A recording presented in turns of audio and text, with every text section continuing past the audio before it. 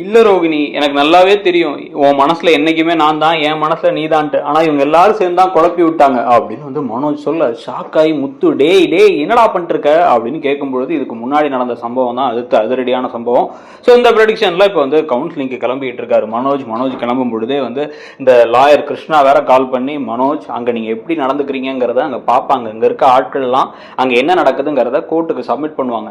நீங்க எத்தனை கவுன்சிலிங் முடிச்சிருக்கீங்க, உங்களை வந்து 3 கவுன்சிலிங் செஷன் அட்டன் பண்ண சொன்னா 3மே நீங்க அட்டன் பண்ணி ஆகணும், அதுல என்ன நடக்குங்கிறலாம் தெரியும், நீங்க அங்க போய் எதையாவது உளறி வச்சிடாதீங்க ஏன்னா எல்லாமே ரெக்கார்ட் ஆயிடும் அப்படின்னு சொல்ல.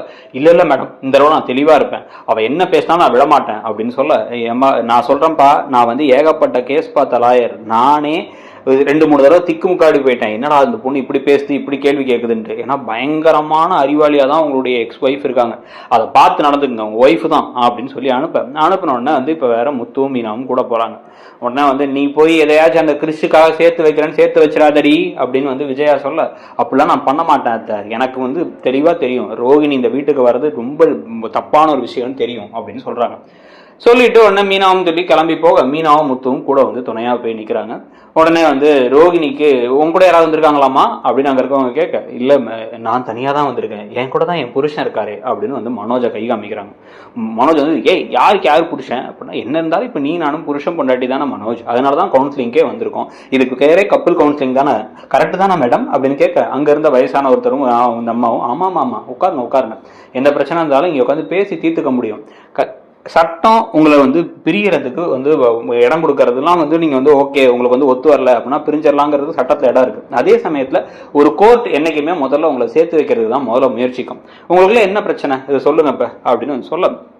சொன்ன உடனே வந்து மனோஜ் வந்து டக்குன்னு பக்கமா சொல்ல ஆரம்பிக்கிறார், இவனை ஏமாத்திட்டா, இவனை வந்து முழுக்க வந்து பொய்யா சொல்லி கல்யாணம் பண்ணிட்டா, அவ பேர்ல இருந்து ஆரம்பிச்சு எல்லாமே அவ சொன்னது பொய் தான், அவ வந்து நல்லவ கிடையாது, அவ கூட இருந்த போது என் வாழ்க்கையே வந்து நிம்மதி இல்லாம இருந்துச்சுன்னு மாத்தி சொல்லும் பொழுது எல்லாமே வந்து அவங்க ஓகேன்னு கேட்டுட்டு கடைசியா அதுக்கப்புறமா என்ன சொல்றாங்க அப்படின்னா வந்து, இப்ப என்னப்பா இவ்வளவு குற்றச்சாட்டு சொல்றாங்க, இதெல்லாம் வந்து ஏதோ படத்துல காமிக்கிற மாதிரி வந்து பொய்யா நீ பேசின மாதிரி இருக்கேமா அப்படிங்கும் பொழுது, இப்ப இவர் சொன்னது எல்லாமே பொய்.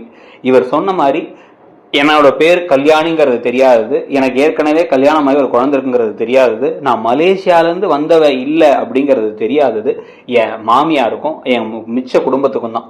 ஆனால் என் புருஷனுக்கு எல்லாமே தெரியும், நாங்கள் லவ் பண்ணும்போது எடுத்துகிட்ட ஃபோட்டோஸ் இதெல்லாம் பாருங்களேன் அப்படின்னு அவங்க கொடுத்த போது வந்து பார்த்தா அந்த ஃபோட்டோஸ் எல்லாம் வந்து பார்த்தா இவங்க அந்த ஒரு பார்ட்டிக்கு போனது, அவங்கெல்லாம் சேர்ந்து ஒன்றா போய் ரெஸ்டாரண்ட் போனதுன்னு அந்த ஃபோட்டோஸ் எல்லாம் இருக்குது. இந்த டேட் எல்லாம் பாருங்கள், இதெல்லாமே வந்து முன்னாடியே உங்களுக்கு தெரியும், இது ஒரு லவ் மேரேஜ். ஆனால் இங்கே வந்ததுக்கப்புறமா இப்போ அவர் கையில் பணம் வேணுங்கிறதுனாலையும் அதுக்கப்புறம் என் மாமியாருக்கு உண்மை தெரிஞ்சு அவங்க என்னை துரத்தி விட நினச்சி இவர் சரியான அம்மா பிள்ளை, இவரை ஏமாற்றி அப்படியே அந்த பக்கமாக திருப்பிக்க பார்க்குறாங்க. என் மாமியாரே ஏகப்பட்ட குடும்பப்படுத்தியிருக்காங்க, நானே அதுக்கு டொமஸ்டிக் அபியூஸ் கேஸ்லாம் போடலான் இருந்தேன், அப்புறம் என்ன இருந்தாலும் என் புருஷனுக்கு என் மாமியாரை பிடிக்குங்கிறனால தான் நான் விட்டேன், அவங்க அம்மா அப்படிங்கிறதுனால அப்படின்னு சொன்ன உடனே வந்து என்னப்பா இது எல்லாமே உனக்கு தெரியுங்கிறாங்க, இது உங்க மேரேஜ் அப்ப லவ் மேரேஜா அப்படின்னு கேட்க, லவ் மேரேஜ் இல்ல, நாங்க முன்னாடியே பேசியிருக்கோம் பழகிருக்கோம், ஆனா வந்து அப்ப இவ சொல்ற மாதிரி எனக்கு எந்த உண்மையும் தெரியாது அப்படிங்க சொன்ன உடனே வந்து என்னம்மா ரொம்ப குழப்பமா இருக்கே, சரி அதை விடுங்க, இப்ப உங்களுக்கு சரி இவங்க பொய் சொல்லிட்டாங்கன்னே வச்சுப்போம், இவங்க கூட இப்ப சேர்ந்து வாழல அப்படின்னா நீங்க யாரு கூட வாழலாம்னு நினைக்கிறீங்க? உங்க வாழ்க்கையை முழுசா மாத்தினது நான் தான். வேலை இல்லாம உட்காந்துருந்தாரு, பார்க்ல படுத்து கிடந்தாரு, அவரை வந்து நான் தான் வந்து ஒரு ஏற்பாடுகள் எல்லாம் பண்ணி பணத்தை வச்சு இப்ப வந்து இவ்வளவு பெரிய விஷயத்த பண்ண வச்சிருக்கேன் அப்படிங்கிற மாதிரி வந்து சொன்னாங்களே, அதெல்லாம் உண்மைதானா அப்படின்னு கேட்டா உண்மைதான் அப்படிங்கிறாரு மனோஜ். நீங்க பெரிய ஆள் ஆகணும், உங்களுக்கு வந்து கோட் சூட் போடணும், நீங்க வந்து ஒவ்வொரு விஷயத்துலையும் வந்து வாழ்க்கையில சாதிக்கணும், உங்க அண்ணன் தம்பி முன்னாடிலாம் வந்து நீங்க தான் கெத்தா இருக்கணும் அப்படின்னு உங்க ஒய்ஃப் நிறைய போராடினதா சொல்றாங்களே, ஆனா அதுவும் உண்மைதான் அப்படிங்கிறாரு. அப்படின்னு வந்து அப்ப என்னதான் சொல்ல வரீங்க? இப்ப இவ்வளவு தூரம் உங்களுக்காக வந்து பாசமா இருந்திருக்காங்க, எல்லாம் பண்ணிருக்காங்க, இப்ப உங்களுக்கு என்ன பிரச்சனையா இருக்கு? அவங்களுக்கு பணம் இல்லைங்கிறது பிரச்சனையா இருக்கா, இல்ல உங்களுக்கு ஒரு குழந்தை இருக்குங்கிறது பிரச்சனையா இருக்கா, இல்ல உங்கள்கிட்ட பொய் சொன்னாங்கிறது பிரச்சனையா இருக்கா, எது உங்களுக்கு பிரச்சனையா இருக்கு அப்படின்னா எல்லாமே பிரச்சனை தான் மேடம். நான் வந்து நினைச்சு நான் கூட இருந்த பொண்ணு வேற, இந்த பொண்ணு வேற, எனக்கு ரோகிணின்னு ஒருத்தியை வந்து இவ காமிச்சுக்கிட்டா அதுதான் தெரியும், இந்த கல்யாணியெல்லாம் எனக்கு தெரியாது அப்படின்னு பேசிக்கிட்டு இருக்கும் பொழுது டக்குன்னு முத்துவும் மீனாவும் வந்து பரவாயில்லையே நல்லா பேசுறானே மனோஜ் அப்படின்னு சொல்லிட்டு இந்த தடவை பார்த்துக்கிட்டு இருக்கும் பொழுதே வந்து டக்குன்னு இப்போ வந்து ரோகிணி ஒரு புது டிராமாவை ஆரம்பிக்கிறாங்க. மனோஜ் யோசிச்சு பாரு மனோஜ், எத்தனை நாள் அந்த குடும்பத்தில் அவமானப்பட்டு தூங்க வரும்போதெல்லாம் நான் மட்டும் அவமானப்பட்டிருக்கேன், எனக்கு வேலையில தான் இப்படி பண்றாங்க, ஒவ்வொரு இடத்துக்காக வேலைக்கு போனால் எதுவும் நடக்க மாட்டேங்குது, பிஸ்னஸ் ஆரம்பிச்சா எதுவும் நடக்க மாட்டேங்குது, என்ன பண்றதுனே தெரியல அப்படின்னு ஒன்று ஒன்றா சொல்லும் பொழுதுலாம் அவன் கூட இருந்தது யார் மனோஜ்? நான் தானே இருந்தேன். கிறிஷுக்கு உன்னை வந்து அவ்வளோ பிடிக்கும். கிறிஷ் வந்து உன்னை வந்து அங்கிள் அங்கிள்னு சொல்லாமல் என்னதான் முத்து மீனா பாசம் காட்டாலும் அவன் ஒன்றை தான் வந்து முக்கியமாக நினச்சான். அதனால தான் அவன் வந்து நல்ல மார்க் எடுத்தமோ உன்னை கூப்பிட்டான். நானும் கிறிஷும் உன் மேலே உயிரே வச்சிருக்கோம் மனோஜ். ஆனால் வந்து உனக்கு தான் அது புரிய மாட்டேங்குது. உனக்கு அதை புரிஞ்சாலும் உங்கள் அம்மா பாசம் தான் தடுக்குது. நான் இல்லை அப்படின்னா வாழ்க்கை இந்த இடத்துக்கு வந்திருக்க முடியுமா? இப்போ கூட உனக்கு கிடைக்கிற ஆர்டர் பெருசாக உனக்கு வர விஷயங்கள் எல்லாமே என் மூலமாக வந்ததாக தான் இருக்கும்.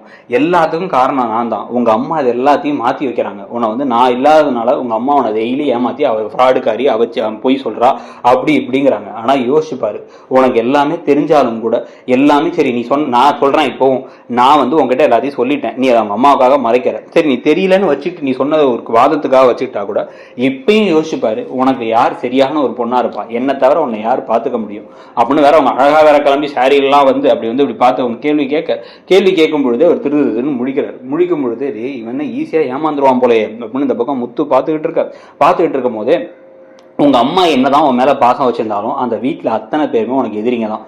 ரவி, ஸ்ருதி, இந்த முத்து, மீனா வரைக்கும் எல்லாருமே உனக்கு நல்லதுன்னு நினைச்சு அவங்க எதையும் பார்த்தது இல்லை. உன்னை கிண்டல் பண்றதுக்கு ஒரு சான்ஸ் கிடைச்சா கிண்டல் பண்ணுவாங்க, எல்லாமே பண்ணுவாங்க. உன் அப்பாவுமே வந்து உனக்கு பாதி நாள் சப்போர்ட் பண்ணதில்லை, உன்னை வீட்டை விட்டே கூட துரத்திருக்காரு. ஆனா நான் அப்படியா மனோஜ், நீ எவ்வளவு அவமானப்படுத்தினாலும் துரத்தி விட்டாலும் என்ன பண்ணாலும் அவன் கூடயே தானே இருக்கேன்.